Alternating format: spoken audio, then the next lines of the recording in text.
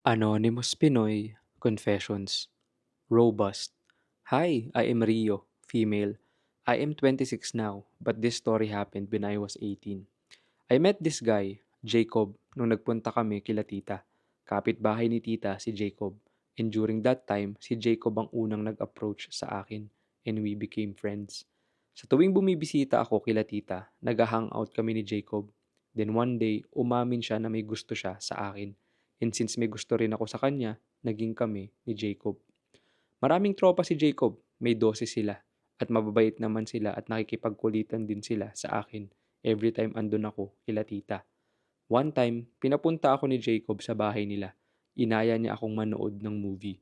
And as usual, andun din ang mga tropa niya. Sa kalagitnaan ng panonood, biglang nag-aya si Jacob mag-inom. At dahil hindi na rin ako makatanggi, pumayag na lang ako. Nag-inom kami, and nung medyo nalalasing na, nilagyan ni Jacob ng robust yung inumin ko. Then after ng ilan pang shot at nung feeling ko tumama na yung robust, nag-blackout na ako at wala nang maalala sa nangyari. Wala namang nabanggit sa akin si Jacob the day after ng inuman at hindi na namin napag-usapan.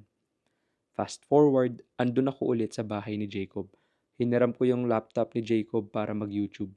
May nakaplug na USB. Na-curious ako kaya binuksan ko. Nagtaasan ng balahibo ko sa nakita ko. Merong video kung saan hubot-hubad ako at nakahiga ako sa lamesa. Tinitira ako ni Jacob habang ginajakol ko isa-isa yung tropa niya at nagtatalsikan sa akin ang mga tamod nila. Matapos nun, pinasok nilang lahat ng edits nila sa bibig ko. 30 minutes ang haba ng video. Galit na galit ako noon kay Jacob. Pumunta ako sa kanila.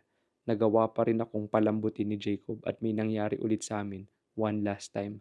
After that, nakipag-break ako sa kanya.